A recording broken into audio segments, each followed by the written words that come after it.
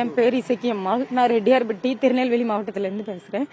எனக்கு இப்போ ஒரு 2 வருஷத்துக்கு முன்னாடி ஆகஸ்ட் 23, 2023 இருந்து ஒரு ஈவெண்ட் மேனேஜ்மெண்ட் தனியாக வச்சு நடத்திட்டு இருந்தேன். சரி கடை லெவலில் கொண்டு வரலான்னு பார்க்கும்போது அதுக்கு நோட்டீஸும் விசிட்டிங் கார்டும் அடிக்கிறதுக்காக சக்தி ஸ்டிக்கர்ஸ்னு ஒரு கடைக்கு போனேன். அங்கேருந்து தான் எனக்கு சக்திவேல்னு ஒரு அண்ணா இன்ட்ரடியூஸ் ஆகுறாங்க.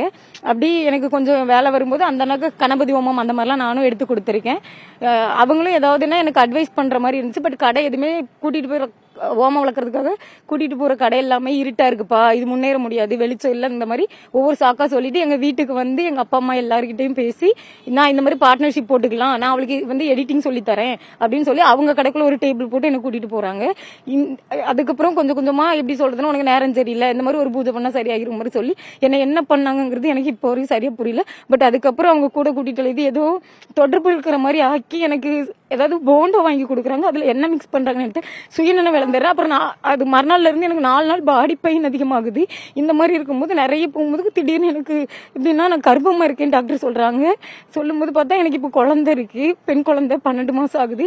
வீட்டுலங்கிறத நான் சரி இது வரைக்கும் தப்பு பண்ணிட்டோன்னு சொல்லிட்டு இதை விட்டு ஒதுங்கலாம் நினைச்சாலும் என்ன ஒதுங்க விடாம எனக்கு மென்டல் டார்ச்சர் கொடுத்துட்டு இருக்காங்க. என்கிட்ட இருந்து ஒரு 17 சவரன் கிட்ட நகை வாங்கிட்டாங்க, ஒரு 3.5 லட்சம் ரூபாய் கிட்ட நகை வாங்கிட்டாங்க. நான் லோன் போட்டு கூட அமௌண்ட் எல்லாம் எக்ஸ்ட்ரா எடுத்து கொடுத்துருந்தேன். ஆனா பட் சரி போனாலும் போகட்டும், நான் லைஃபை வாழணும்னு ஒதுங்கினாலும் என்னை விரட்டி என் வீட்டுக்கு வந்து டார்ச்சர் பண்றது, பிளாக்மெயில் பண்றது, நான் உன் கூட இருக்கிறத வெளியே விட்டுருவேன், அந்த மாதிரிலாம் என்ன கொஞ்சமா டார்ச்சர் பண்ணி என்ன மன உளைச்சலுக்கு ஆளாக்குறாங்க. பட் என்னால இதை ஃபேஸ் பண்ண கூட எனக்கு முடியல. பேக்ரவுண்ட் சப்போர்ட்டுக்கு யாரும் இல்லை.